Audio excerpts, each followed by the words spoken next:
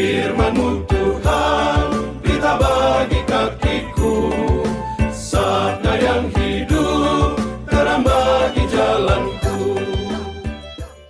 Hendaklah kamu saling mengasihi seperti aku telah mengasihimu. Kita mengasihi sebagai murid-murid Yesus. Siapa yang kita pandang sebagai murid Yesus yang paling buruk dan yang paling baik? Mulai dari yang paling buruk dulu. Yudas yang kita dengar tadi sudah keluar siap-siap untuk mengkhianati Tuhan Yesus. Lalu yang paling baik dari murid Yesus itu siapa? Yohanes. Ayo, siapa yang di sini setuju kalau Yohanes adalah murid Yesus yang paling baik? Angkat tangan. 1, 2, 3. Siapa lagi murid Yesus yang paling kita bisa contoh? Petrus. Siapa di sini yang setuju Petrus itu murid yang kita bisa contoh? 1, 2, 3, 4, sama 5, 6, 7, 8, 9, 10, 11, tidak.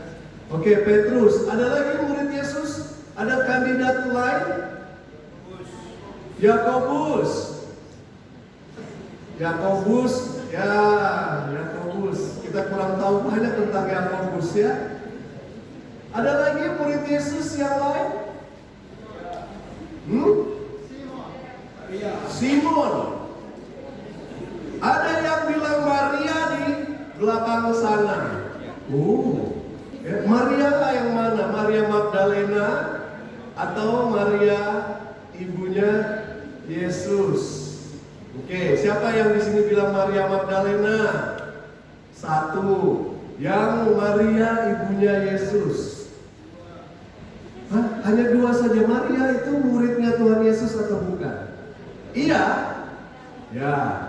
Saya juga setuju. Memang kita selalu melihat Maria itu adalah mamanya Tuhan Yesus, kakak kita anak-anak angkat Allah Bapa. Tapi Maria yang adalah ibu Tuhan Yesus, tapi dengan kerendahan hatinya dia juga adalah seorang murid dari Tuhan Yesus. Dan menurut saya, Maria adalah murid Tuhan Yesus yang sempurna. Apalagi kita sekarang di bulan Maria, mari kita lihat bagaimana menjadi murid Tuhan Yesus yang sempurna. Kita mau mencontoh seorang murid. Kalau tadi ada yang mencontoh Yohanes, Petrus, Yakobus, Maria Magdalena, ya. Kenapa tidak kita mencontoh Bunda Maria, murid yang luar biasa sempurnanya? Banyak yang kita bisa bicarakan tentang Bunda Maria, murid Tuhan Yesus. Tapi mari kita persempit sedikit. Saya mau ambil nama Bunda Maria ya, supaya kita bisa ingat-ingat bagaimana menjadi seperti murid seperti Bunda Maria. M. Maria. M itu Maria mengasihi putranya, Tuhannya, gurunya Yesus dengan memberikan makan dan minum. Ya, Maria tidak usah rumit-rumit. Bermulai dengan memberikan gurunya, anaknya sendiri, ya, Tuhannya, penyelamatnya dengan memberikan makan dan minum. Dia memberikan makan dan minum dengan segala yang dia punya, ya. Bahkan air susunya dia berikan kepada Tuhan Yesus. Ya. Kalau kita memberikan makan dan minum juga, mungkin kepada keluarga kita, ya, atau saudara-saudara kita yang membutuhkan. Kalau kita dengan hati Maria yang mengasihi Tuhan Yesus, kita menjadi murid seperti Maria. Banyak tidak kesempatan kita untuk mengasihi dengan memberikan makan dan minum. Banyak, karena makan dan minum itu adalah yang paling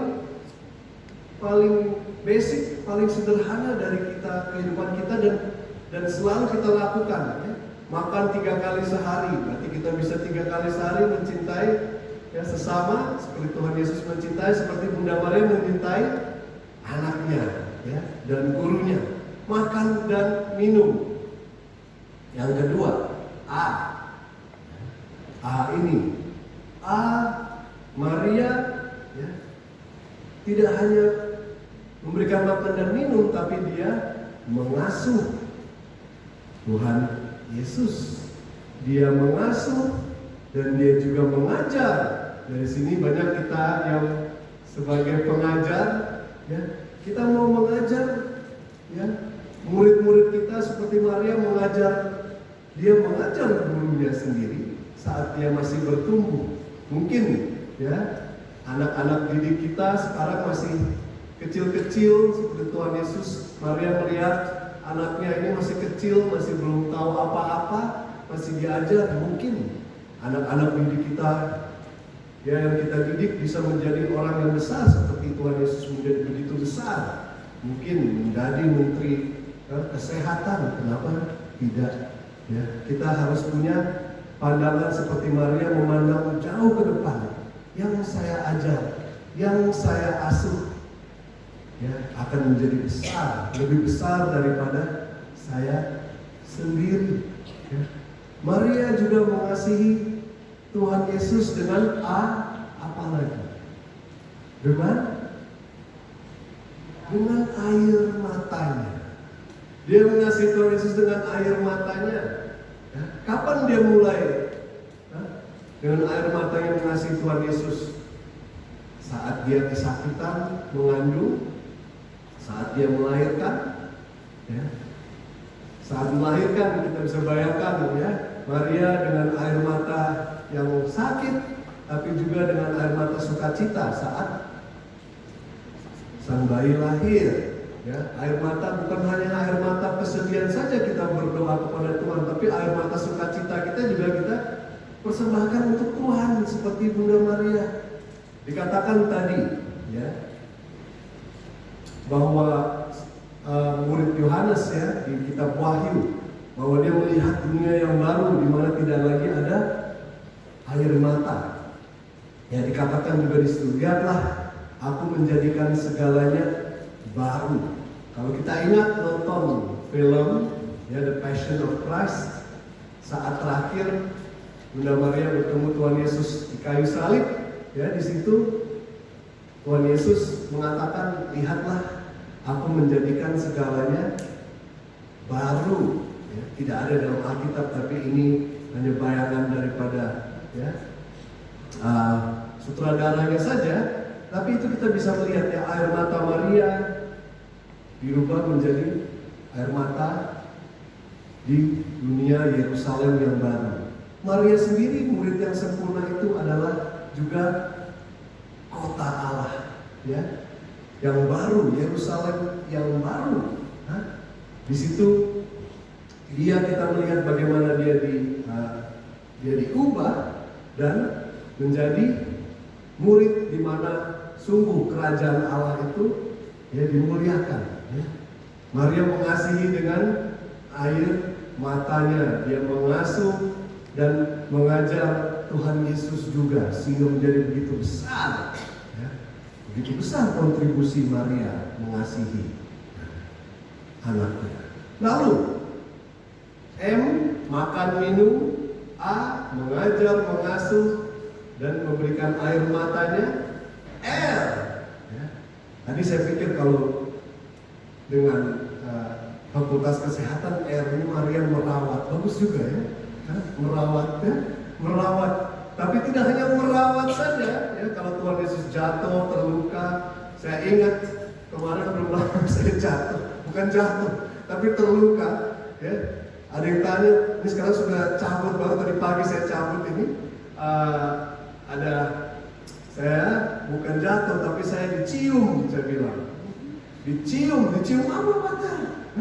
Saya dicium oleh kuburan. Untung tidak masuk ke dalam kuburan. Saat memberkati kuburan, tahu-tahu kejeduk. Ya, atap kuburannya terlalu pendek. Jadi saya saking semangatnya saya kejeduk, robeklah, dijahit, ya sampai 4. Untung pas lagi misa itu salah satu anggota keluarga ada yang jadi perawat. Jadi langsung dijahit di tempat, jahit tempat, lanjut lagi, ya sebelumnya sambil berdarah-darah memberkati kuburan.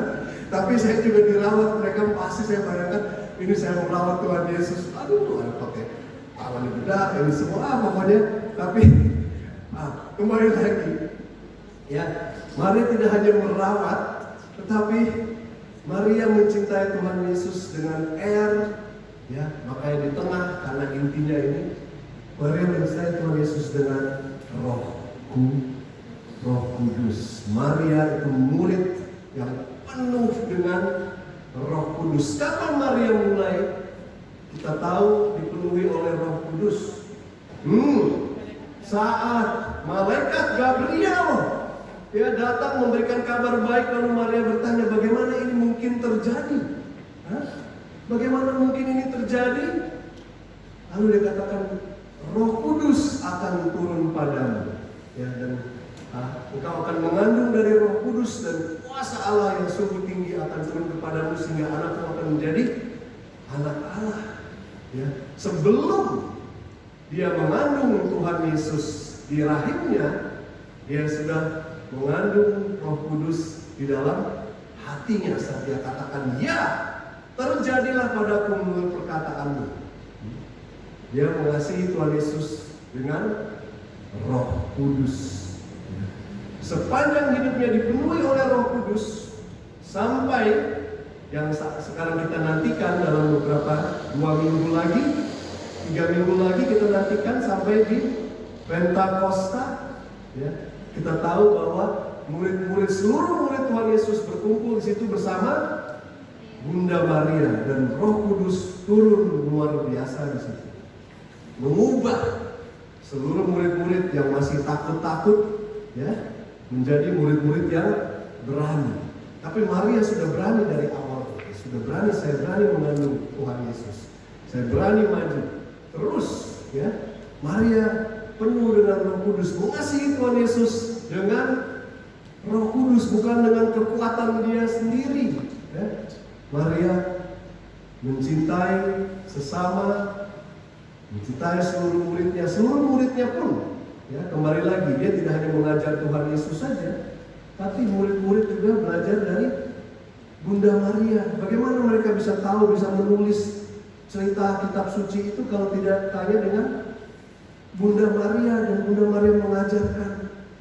Walaupun dia sama sekali tidak disebut dalam kisah para rasul, tetapi semua cerita dan kisah itu Maria pasti mengajarkannya dengan duduk, ditanya, dan mengajarkan.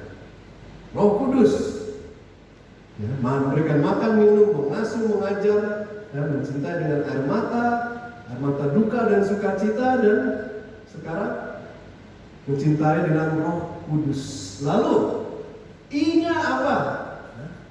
Bisa kita mengatakan Maria mencintai dengan ikhlas, mencintai dengan ikhlas. Di kayu salib dia mengikhlaskan anaknya yang sungguh dia sangat cintai. Tapi kita bisa bilang Maria mencintai Tuhan Yesus dengan iman. Dengan iman. Banyak contohnya kita dengar banyak di kitab suci. Bagaimana Maria tidak mengerti apa yang terjadi, lalu dikatakan Maria menyimpan semua perkara itu dalam hatinya. Artinya dia mengimani bahwa ini adalah yang terbaik, ini adalah jalan Tuhan. Saya harus merenungkan, bukan dia marah saat Tuhan Yesus tidak ikut dengan Maria dan Yosef, 3 hari hilang di bait Allah. Maria datang, apakah dia jewer Tuhan Yesus? Tidak. Tapi dia mengimani bahwa inilah jalannya. Dia tidak mengerti, tapi dia menyimpan segala perkara di dalam hatinya. Saat baru 40 hari mungkin Tuhan Yesus diberkati di dalam bait Allah, Simeon mengatakan ada pedang yang akan menusuk hatimu. Maria mengerti tidak? Tidak mengerti, tapi dia menyimpannya dalam hatinya. mengimaninya, ya, dan mencintai Tuhan, segala nubuat dengan imannya. Terakhir, A. Kalau kita sudah lihat dia makan dan minum, mengasuh, mengajar dengan air mata, dengan Roh Kudus, dengan iman. Terakhir, Maria mencintai Tuhan Yesus dengan mengabdikan dirinya untuk mengagungkan Tuhan. Kita tahu ada doa Magnificat, ya, jiwaku memuliakan Engkau ya Tuhan. Seluruh hidupnya, ya, dia abdikan untuk memuliakan Tuhan. Tadi kita baru nyanyikan Mazmur, ya. Apa yang kita katakan? Aku hendak mengagungkan Engkau selama-lamanya. Dia mengagungkan Tuhan, dia mengagungkan kerajaan Tuhan, sehingga, ya, dirinya adalah kerajaan Tuhan yang baru. Ya, rumahnya yang dia atur di rumah yang sederhana itu adalah kerajaan Tuhan. Ya, anaknya sendiri adalah raja dari kerajaan Tuhan itu. Dia mengagungkan Tuhan sungguh dengan luar biasa. Makanya sampai saat ini tidak ada wanita yang dihormati seperti Bunda Maria. Ya, begitu besar kita punya devosi di Maumere ini kepada Bunda Maria, sehingga kita selalu mengarak-arak, ya, Bunda Maria di bulan ini. Ya, jadi patut kita belajar dan mencontoh Bunda Maria sebagai murid yang paling teladan, yang paling sempurna, sehingga kita pun bisa menjadi Maria-Maria murid Tuhan Yesus. Saya tutup renungan ini dengan sebuah lagu, ya. Judulnya, mari saya undang Frater Kanel dengan Dr. Juna bermain dengan saya. Judulnya Per Mariam ad Jesum. Kalau kemarin datang ke malam minggu bersama Yesus di biara kami MJL, kami pernah nyanyikan lagu ini. Lagu ini khusus untuk di bulan Maria ini. Per Mariam ad Jesum, juga ambil saja mikrofon yang itu. Nah, inilah Per Mariam ad Jesum, artinya melalui Maria menuju kepada Yesus. Jadi kita menjadi murid seperti Maria agar kita bisa mencintai seperti Tuhan Yesus mencintai kita.